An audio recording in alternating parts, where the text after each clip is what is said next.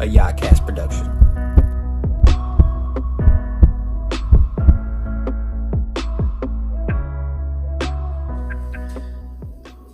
How's everybody doing? My name is Trevor Jones. Welcome to a videoed edition of Studio YAHAWAH production.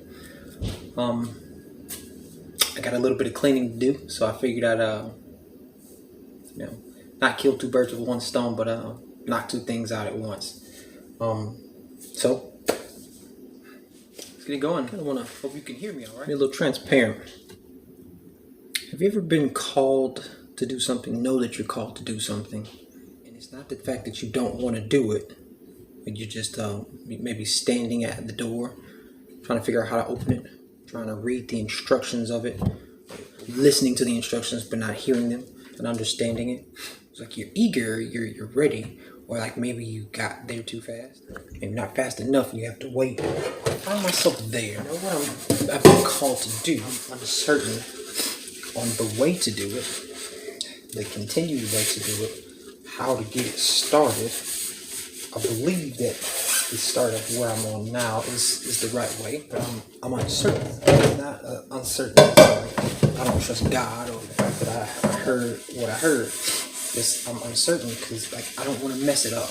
And I don't want to be wasting time because it's very crucial. A lot of time you cannot waste. I get advice from one side and then advice from the other side. Funny thing is every side is pretty much telling me the exact same thing in a different way. I'll not be answering the question, how do I get in the door? There's been plenty of times that somebody's asked me a question. I didn't hear the question. I listened to the question and then I answered according to what I think they either want to hear or what I think I heard, instead of just speaking to the question of what the question is, answering that question exactly what it is. Do it too much. I just want to know what I'm supposed to be doing at the door. I don't want to be problematic or a hindrance by just standing at the door, and I should have been walking through the door. I do know that I'm thankful that I'm at the door. I could be back where I was, which was not even knowing that there was a door, not even be in the same city as the door, the understanding of how to use a door, to the strength of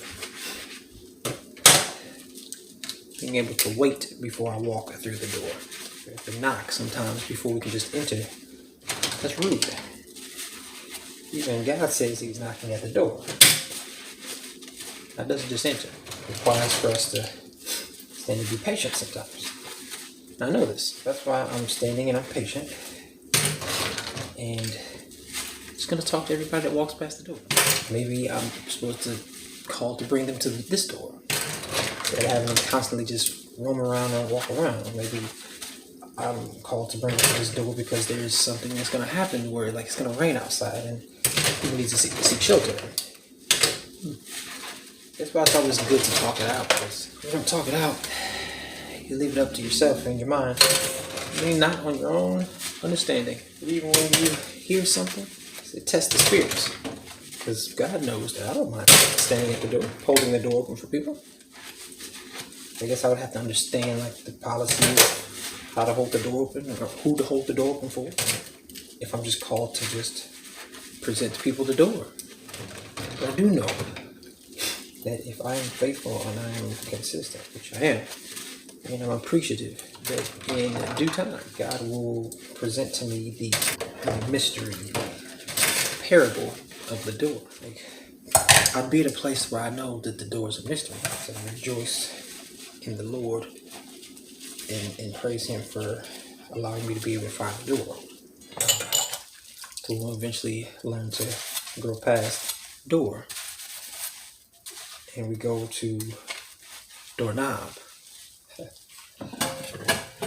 or door handle, or doorbell, or learning how to speak to the door to move.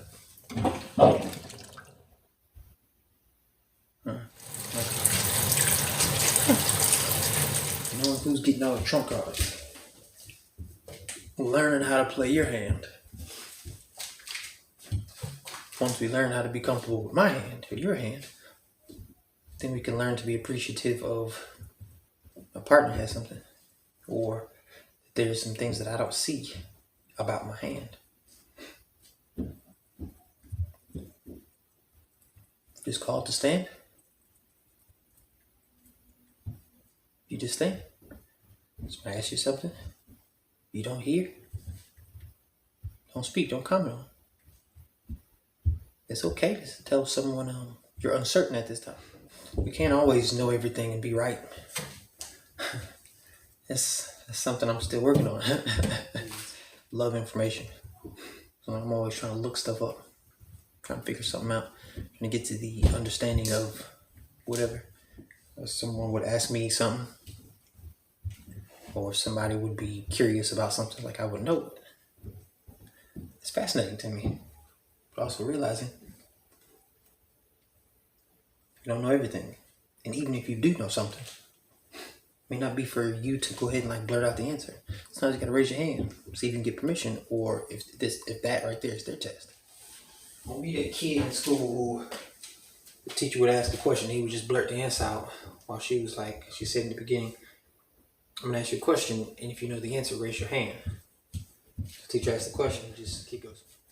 He blurts out the answer. Taking vital learning and growth from like other people who need the learning and the growth to be able to raise their hand and answer the question. Maybe it wasn't the fact that I knew the answer, but everybody knew the answer. It was a practice of, I need to learn to raise my hand. So we know the answer. I just have to get in the practice of raising my hand. My hands. Because it's not raising my hands to me, it's getting them away from my body, but it's raising them to God. And so I have to put me aside and raise my hands. Give it to Him. Lift it to Him. It says we have to lift up the Son of Man. The answer would be called again, or another question would come. Process situation. So you learn to raise your hand instead of taking it upon yourself. When you take it upon yourself, you don't use your hand. God gave us these to help us, not to hurt us. Learning to raise my hand would be humble in the growth of me and to help me and everyone else. Like whoever I would see raising their hand first, like I would try to mimic, because I see that they got approval from the teacher because they raised their hand and they answered the question. Instead of thinking like, well, I knew the question. I knew the answer to that question. Why didn't I get picked? Because I wasn't obedient. I had to learn to raise my hand. So now every little thing I'm raising my hand. Raise my hand to show my obedience. To let them know that I'm obedient, that I'm there. Hey, I'm here. We call our names like we're a roll call. Present.